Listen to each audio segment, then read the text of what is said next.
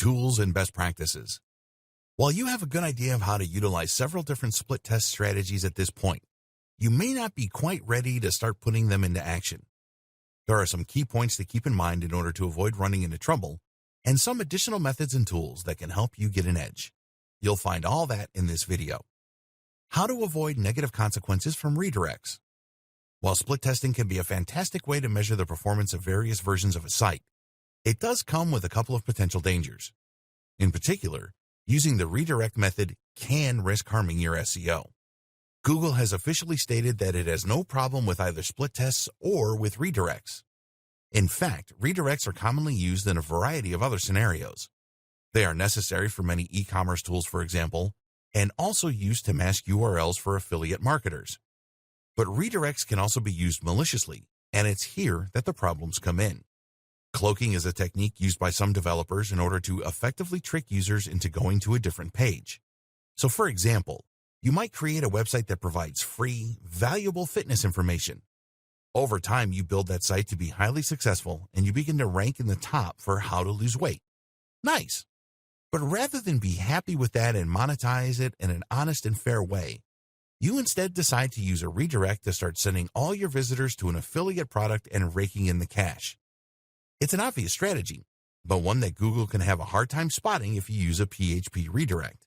Of course, Google does usually cotton on, and at that point you will see your page and probably your entire website de-indexed. This is what Google doesn't want to see. Then there is the inherent danger of having two versions of the same site. Google might see this as spammy, it might see this as confusing, whatever, it could hurt your ranking. So what do? One option is to use the canonical link attribute on all of your experimental pages and to point this towards your original page.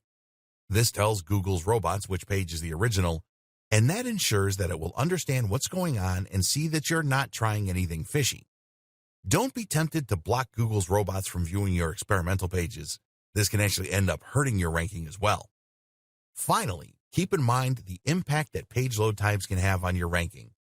Page load times are one of the key factors Google now looks for when determining the ranking of a site, and if your load time is very slow, then it will hurt your position. A redirect can significantly slow things down, which is again why a PHP redirect or htaccess redirect is preferable to an HTML one.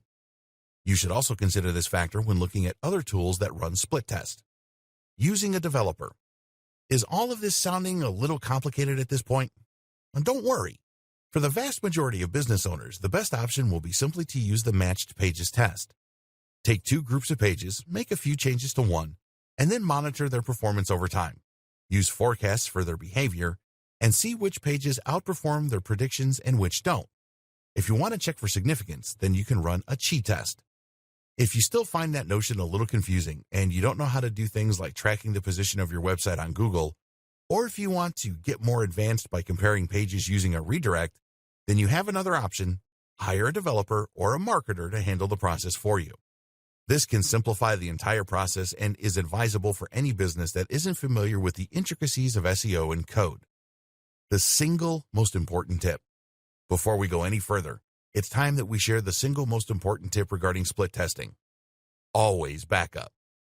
Whether you choose to use a developer or to handle all this yourself, making different versions of your web pages can introduce risk. This is especially true when using the include method or others that actually alter the content on the original version of the page. So, make sure that you back up your site regularly and that you especially back up any pages you'll be tweaking.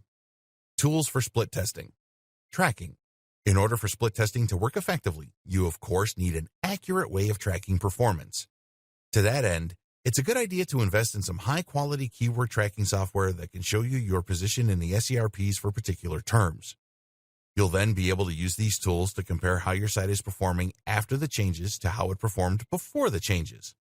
While there are plenty of great tools out there, two great examples include SEMrush, www.semrush.com, which is one of the most expensive but feature-rich SEO tools on the market, and SERP Watcher from Mangools, www.serpwatcher.com, which is a more affordable but generally no less effective alternative. Google Analytics. Google Analytics won't track your position in the SERPs, but can show you a huge range of different factors relating to your site's performance. These include things such as CTR, bounce rates, and more. You can view this information as trends over time, or you can see it displayed on a per-day basis. You can even track individual visitors, thereby seeing how someone who comes from a certain link behaves on your site versus another. This would, in theory, allow you to create lots of different split tests on the fly, simply by dividing your data into categories and comparing. Setting up Google Analytics is fortunately very simple. You'll need to place a small tracking code on each page of your site, which you can get from Google. You can do this manually or use a plugin or developer to handle it for you.